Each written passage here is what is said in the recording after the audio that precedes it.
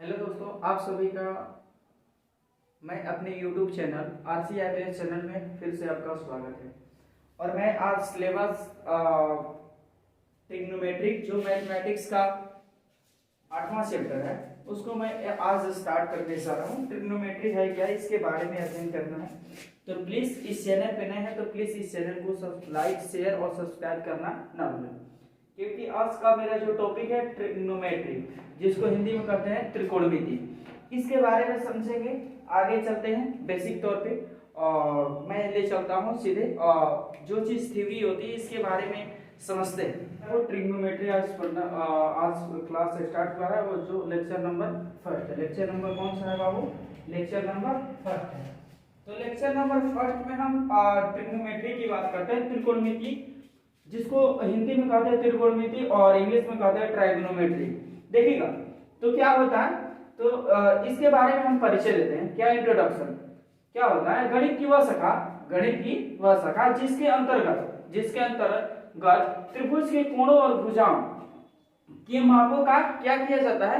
बिल्कुल ढंग से क्या किया जाता है? अध्ययन किया जाता है।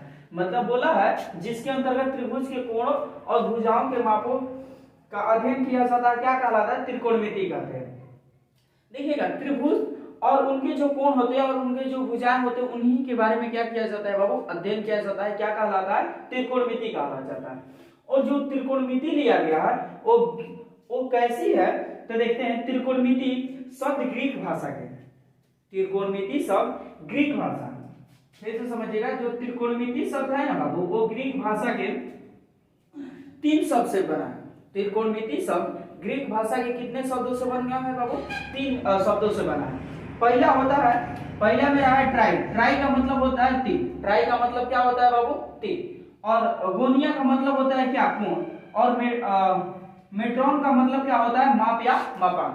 सुन लीजिए, ट्राई का मतलब 3, गोनिया का मतलब कोण और मेट्रॉन का मतलब क्या होता है? माप या मापांक। त्रिकोणमिति शब्द ग्रीक शब्द के 3 शब्द से बना है। त्रिकोणमिति जो शब्द है ग्रीक शब्द से के 3 शब्दों से मिलकर बना है, ट्राई, गोनिया और मेट्रॉन, जिसको बोलते हैं ट्राई का मतलब 3, गोनिया का मतलब कोण और मेट्रॉन का मतलब क्या होता है? मापांक होता है। आप देखिएगा इसके कुछ बेसिक नोट है जिसको हम यहाँ पे बाबू आप लोगों को पढ़ाया जाएगा। त्रिभुज के 3 कोणों की माप को क्या कहा जाता है? त्रिकोणमिति कहते हैं। त्रिभुज के बाबू 3 कोणों की माप को भी क्या कहा जाता है? त्रिकोणमिति कहता है। और सबसे बेसिक टॉपिक, ये मेरा नोट बाबू हमेशा याद रखिएगा, जो मैं नोट लिखवाता हूँ ये हमेशा इसको माइंड में रखिएगा। तो त्रिकोणमिति के 3 कोणों की माप को क्या कहते हैं बाबू? त्रिकोणमिति कहते हैं। अब देखिएगा, त्रिकोणमिति के जनक मतलब father of trigonometry, father of trigonometry मतलब त्रिकोणमिति के जनक या त्रिकोणमिति के पिता कौन है? तो ग्रीक के एक गणितज्ञ थे। ग्रीक के क्या थे बाबू? गणितज्ञ थे, जिनका नाम था हिप्पारकस। जिनका नाम क्या था बाबू? हिप्पारकस। फिर से समझिए, त्रिकोणमिति के जनक यानी ग्रीक त्रिकोणमिति मतलब फादर ऑफ ट्राइगोनोमेट्री, जो इनके गणितज्ञ हैं, तो ग्रीक गणितज्ञ हिप्पारकस, क्या है इनका नाम? हिप्पारकस है। इन्हीं को कहा जाता है, त्रिकोणमिति के पिता हिप्पारकस को कहा जाता है। अब देखिएगा, एक समकोण त्रिभुज, अच्छा जैसे एग्जांपल तौर पे हम आपको समझाते हैं, वह त्रिभुज जिसका एक कोण क्या होता है? समकोण होता है। वह त्रिभुज जिसका एक कोण क्या होता है? समकोण होता है, क्या कहलाता है? समकोण त्रिभुज कहलाता है। फिर से समझिए, इसको इंग्लिश में कहते हैं right angle triangle. Right angle triangle. तो समकोण त्रिभुज क्या होता है? वह त्रिभुज जिसका एक कोण क्या होते हैं? समकोण होते हैं, उन्हें क्या कहा जाता है बाबू? समकोण त्रिभुज कहते हैं। अब देखिएगा, हाँ ये बाबू याद कर लीजिएगा। आप देखिए, यहाँ पे रटिए नहीं, यहाँ पे सीखिए। समकोण त्रिभुज किसे कहते हैं? तो वह त्रिभुज जिसका एक कोण क्या होता है? 90 डिग्री। क्या होता है?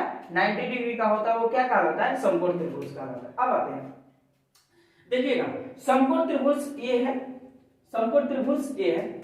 जैसे मैंने ट्रायंगल लिया मतलब 2 त्रिभुज लिया। अब समझते हैं समकोण त्रिभुज। अगर मानते हैं बाबू, बोला गया है कि वह त्रिभुज जिसका एक कोण क्या होता है? 90 डिग्री, तो यहाँ पे जो बी पर बन रहा है वो कोण कितना का बन रहा है? 90 डिग्री। यहाँ पे भी बी पर बन रहा है कितना डिग्री? यानी हम कह सकते हैं कितना डिग्री का? 90 डिग्री का। कितना डिग्री का?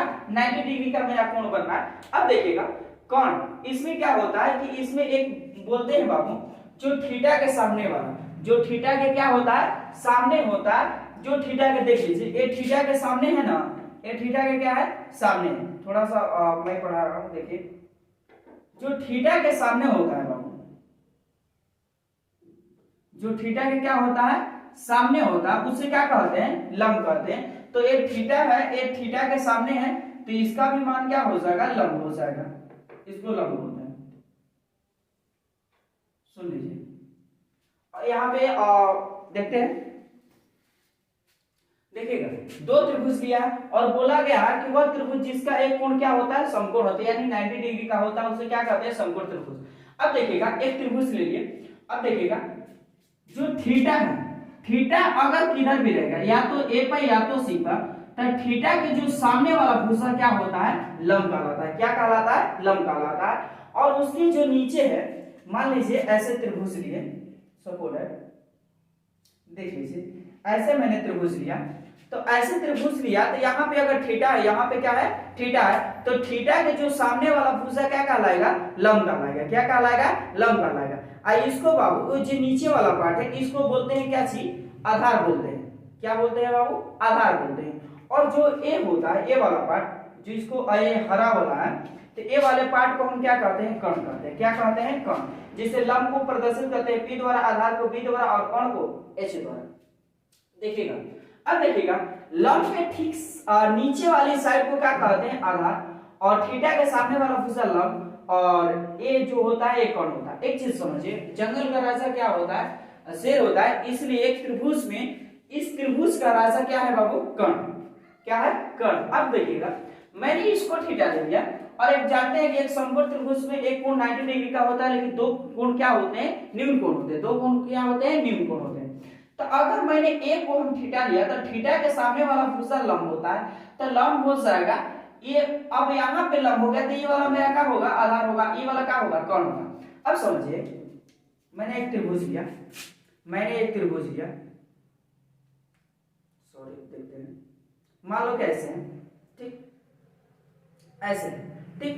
तो ई वाला जो है तो इसको अगर हम मान ले तो एक थीटा के सामने वाला भुजा ई का हो जाएगा लंब हो जाएगा, ई का हो जाएगा लंब हो जाएगा। जो ई वाला पार्ट होगा ई का हो जाएगा आधार हो जाएगा, ई तो है। लेकिन एक त्रिभुज में हम हमेशा देखते हैं कि लंब और आधार, लंब और आधार चेंज हो सकते हैं। क्या हो सकते हैं चेंज हो सकते हैं, परंतु कोण कभी चेंज नहीं होता है। परंतु कोण कभी भी चेंज नहीं होता है बाबू, इतना बात याद रखना। एक समकोण त्रिभुज में कोण कभी भी चेंज नहीं होता है, बल्कि लंब और आधार क्या होते हैं चेंज, आपस में इंटरचेंज होते रहते हैं। आपस में क्या होते रहते हैं इंटरचेंज होते रहते हैं। अब समझते हैं। अब देखिए कोण को बाबू इंग्लिश में हाइपोटेनियस कहा जाता है। क्या कहा जाता है हाइपोटेनियस। और लंब को क्या कहा जाता है परपेंडिकुलर। लंब को क्या कहा जाता है परपेंडिकुलर। यहाँ लिखने के लिए जगह नहीं था इसलिए मैंने इसको जस्ट इसके बगल में लिखे। आधार को कहते हैं बेस, जिसको बाबू रिप्रेजेंट यानी सूचित किया जाता है बी से। अब देखिएगा नोट, नोट बाबू हमेशा याद रखिएगा। क्या रखिएगा नोट हमेशा याद रखिएगा, याद रखिएगा। देखिएगा समकोण त्रिभुज का एक कोण क्या होता है बाबू समकोण होता है। समकोण त्रिभुज में एक कोण क्या होते हैं बाबू समकोण होते हैं। हमेशा याद रखिएगा जो समकोण त्रिभुज रहेगा उसमें एक कोण हमेशा क्या होता है समकोण होता है। यहाँ पे देखिए एक कोण समकोण है, एक कोण इसमें भी क्या है समकोण है।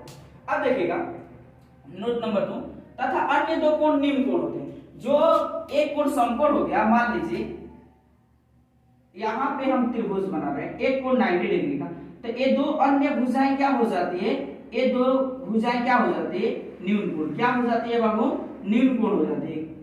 क्या हो जाती है न्यून कोण हो जाती है। अब समझिएगा तथा अन्य दो कोण क्या न्यून कोण होते हैं जिसका मान जो वैल्यू होता है 0 डिग्री से बड़ा। आगे पढ़ेंगे इसके बारे में। जिसका मान होता है 0 डिग्री से बड़ा और 90 डिग्री से क्या होता है छोटा होता है। फिर से समझिए, तथा अन्य दो कोण क्या होते हैं न्यून कोण होते हैं जिसका मान क्या होता है 0 डिग्री से बड़ा, बड़ा इंक्रीज मतलब बड़ा बढ़ेगा, और 90 डिग्री से क्या होता है छोटा होता है। 90 डिग्री से क्या होता है छोटा होता है। अब समझिएगा नोट नंबर अगला, समकोण त्रिभुज में 3 प्रकार की भुजा होती है। एक बार याद कर लीजिएगा कि जो समकोण त्रिभुज में होती है ना, इनमें 3 प्रकार की भुजाएं होती है। पहला होती है क्या जी कर्ण, दूसरा लंब और आधार। इसको आपस में इंटरचेंज कर सकते हैं, इससे कोई प्रॉब्लम नहीं। देखिएगा एक समकोण त्रिभुज में तीन प्रकार की भुजाएं होती है। पहला होता है कर्ण, दूसरा होता है लंब और तीसरा होता है आधार। चलते हैं और इसको डीपली से समझ में आ गया होगा, आगे चलते हैं।